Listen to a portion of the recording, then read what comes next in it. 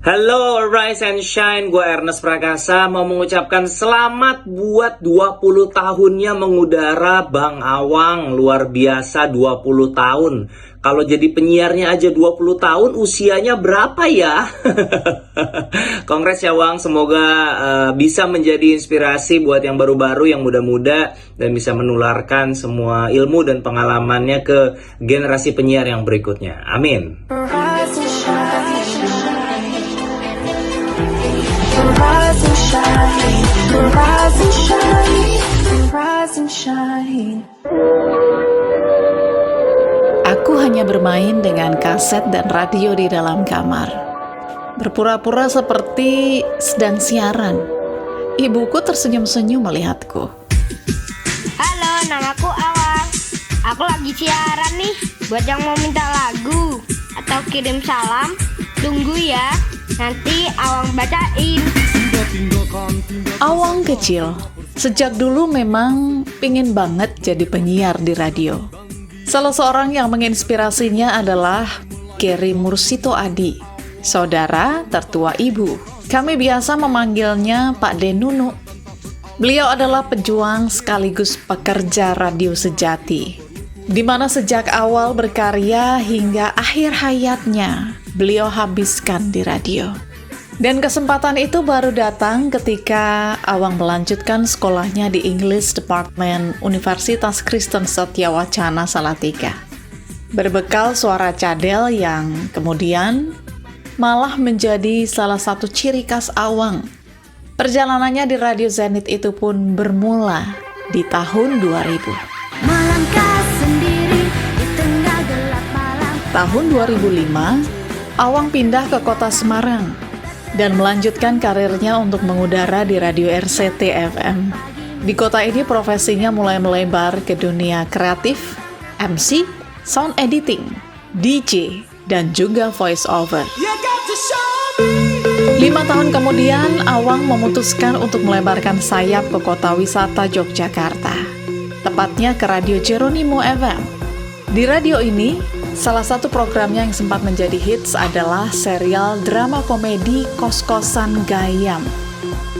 Program ini mendapat penghargaan sebagai program radio terfavorit oleh KPID Daerah Istimewa Yogyakarta. Bar. Tuh Icu, Bar. Oh iya. Cuk. Woi. Halo? Halo, sini duduk. Hey. Hai. Wah, gaya. Sekarang kamu di mana, Cuk? Ya masih biasa di Jalan Wonosari. Wah, kamu jadi ngekos sama Bambi? Iya.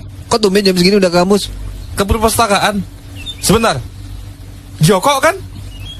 Joko gimana? Joko gimana ini, Bram? Wah, Par. Kayaknya dia habis jatuh deh. Aku sopo. Wawan. Wawanmu. Oh my god, look at you. Look at you. Kok wis ora Batak meneh to? Loh, aku masih Batak kok. Kok ngomongnya enggak Batak? Tahu nih. Lagi ra ketemu seminggu gaya. Omongane malih jok sok ra kenal karo kancane. Di Yogyakarta, Awang berkesempatan bertemu dan berteman dengan para seniman dan budayawan. Lalu membentuk sebuah komunitas komedi bernama Selo. Kalau Awang jadi calon wali kota, Awang gimana visi misinya, Pak? Wah, kali code tak kerami, Mas. Kalau Mas Alit, parang tetes tak tingkat, Mas. Programmu, hei orang tua. Aku akan tidak pernah ke kantor. Kantornya akan saya berikan untuk sekolahan. Wih, mulia. Apa itu? Mulia loh, makanya mulia. Aku begitu mangkat kok mulia. Terus itu kita putus sebentar ya. Mas romantis ya jiwit-jiwitan kok aja dijiwit matane. Raya aja. Diculak. Sempat melanjutkan studi S2 Bahasa Inggris dan meninggalkan tesis yang belum selesai karena lebih memilih fokus di dunia radio dan entertainment sebagai jalan hidupnya. Meskipun undangan menjadi dosen di beberapa universitas pun beberapa kali diambilnya. Tahun 2018, karirnya di radio membawanya kembali ke kota asalnya, Magelang. Bergabung bersama CPP Radio Network, Awang kembali memproduksi sebuah acara yang bertemakan wisata dan kuliner dan disiarkan di 39 radio bernama Radio Blog. Keunikan dari Lelehe adalah kita memiliki kasur yang dari jaring di atas sungai. Itu karena cuma ada satu dan pertama di Jogja. Bagi Lelehe people yang mau belajar pizza, sangat-sangat bisa. Nah, karena memang konsepnya kita ngerol di situ, taburin parmesan di situ, baru kita bake-nya pakai tungku dari bata, pakai kayu bakar. Nah, kemudian entok gobios. Entok gobios. Entok gobios. Itu apa sih, Mas? Entok gobios tuh entok gobios, Mas. Iya maksudnya. Jadi entok gobios. Iya, Oke, tapi itu apa? Entok gobios. Iya, Jadi entok gobios. Gobios. Iya, tapi itu apa? Istilah sederhananya itik. Oh, alah mentok. Radio Blog. Rise and shine. Rise and shine. Rise and shine. Rise and shine. Halo teman-teman Rise and Shine, jumpa lagi dengan saya Monica Sinaga dan saat ini saya sedang berada di Kaizen Ramen. Ini adalah salah satu tempat makan di Kota Magelang. Tema kita hari ini adalah tentang 20 tahun Awang Ajiwasita berkarya. Halo Mas Awang. Hai. Kayak kenal. Jadi selain sebagai seorang suami, jadi beliau ini juga memproduseri acara program Rise and Shine, teman-teman. Mas Awang, thank you banget loh. Sama-sama Mbak Moni. Monica Sinaga, luar biasa. Akhirnya saya ada di Rise and Shine di episode kesekian ini. Terima kasih juga untuk seluruh kru yang bertugas. Mas Awang, apa yang paling Mas Awang syukuri di 20 tahun Mas Awang berkarya? Oke, jadi 20 tahun berkarya itu memang bukan waktu yang singkat ternyata. Padahal sebenarnya saya tuh juga menjalani ini pun kayaknya baru kemarin sih, nggak berasa aja kalau ternyata udah 20 tahun ya. Dan satu hal yang cukup disyukuri itu adalah ketika ini berjalan selama 20 tahun dan ya still goes on aja sih. Karena dalam 20 tahun ada di industri radio itu ternyata banyak belajar, banyak mencoba hal-hal baru, banyak ketemu dengan pengalaman-pengalaman yang luar biasa kayak gitu. Dan itulah kenapa saya bilang ternyata, karena itu semua kayak nggak disadari gitu. Itu semua kayak oh ternyata udah 20 tahun ya. Oh berarti aku tuh kemarin belajar tentang ini. Oh berarti aku tuh sekarang bisa ini tuh karena dulunya tuh kayak gini gitu. Itu yang paling disyukuri. Apa sih yang berasa banget yang Mas Awang pelajarin selama 20 tahun berkarya di dunia radio? Yang paling dipelajari itu ya memang ketika kita melakukan sesuatu yang itu memang sudah panggilan kita, yang sudah memang jadi passion kita, kalau kita bilang ini adalah passion, itu menyenangkan sekali. Bahkan setiap proses yang ada, proses kita belajar, proses kita melewati sesuatu itu berasa enak aja dijalani, nggak yang merasa berat gitu. Misalnya ketika ada sesuatu yang susah misalnya, atau sesuatu yang sulit itu akan terjalani dengan sendirinya, bukan melalui hard times yang waduh ini kok gini banget ya, waduh ini kok gini banget ya gitu-gitu. Dan itu kayak tetap menyenangkan gitu. Mas Awang itu kan awal-awal meniti karir itu kan sempat mengalami nggak pede ya, karena bahasanya cadel teman-teman. Iya. Gimana Mas Awang waktu itu menjalani awal-awal dengan kelebihan yang saya bisa sebut kelebihan itu? Oke.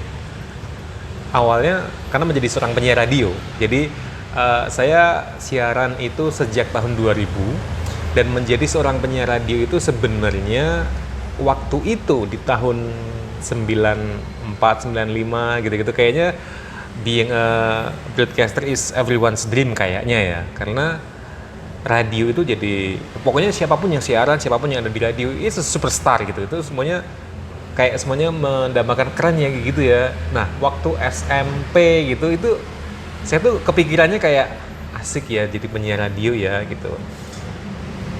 Tapi ketika masuk SMA itu udah sama sekali nggak kepingin jadi penyiar radio. Mungkin sama sekali enggaknya tuh bukannya yang terus nggak mau, tapi nggak kepikiran sama sekali.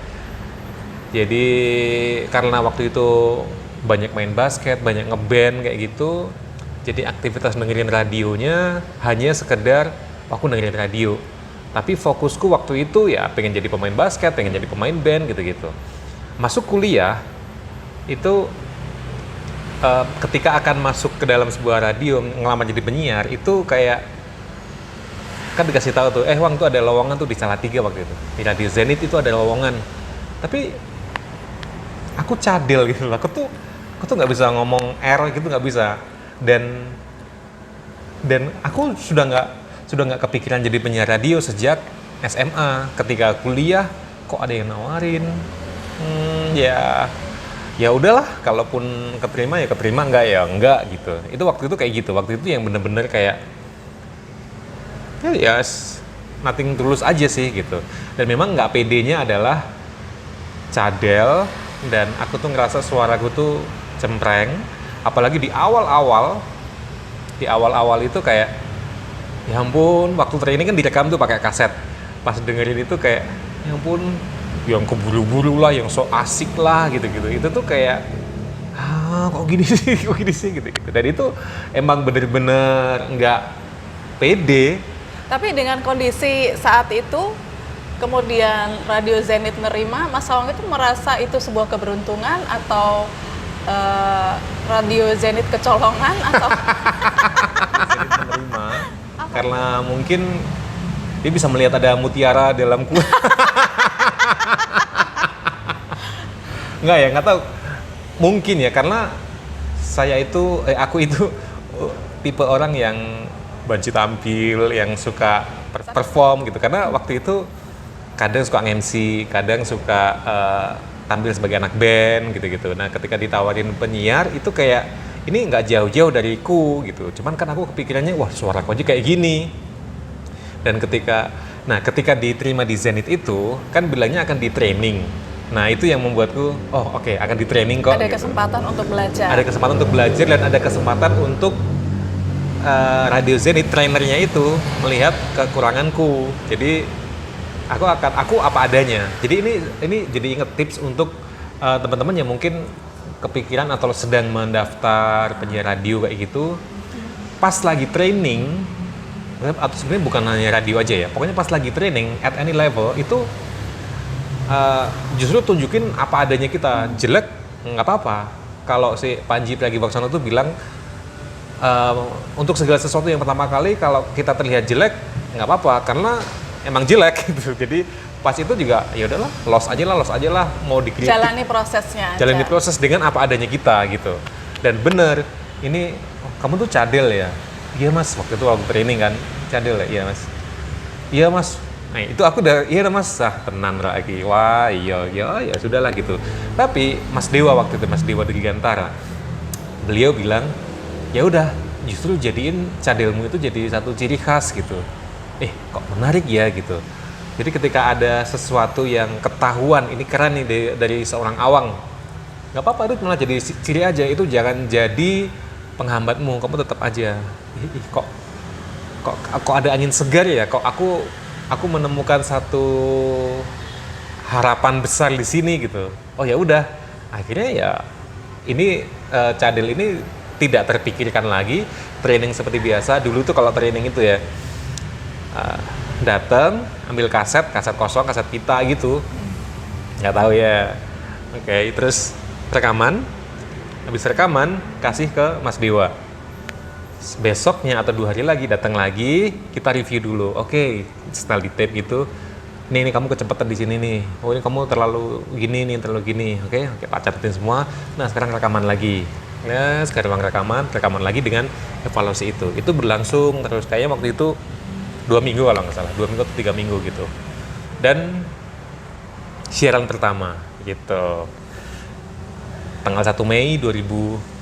1 Mei 2000 siaran pertama dengan, tapi jangan membayangkan siaran pertama langsung keren gitu, nggak juga. Dulu banget itu radio, penyiar radio itu seksi banget.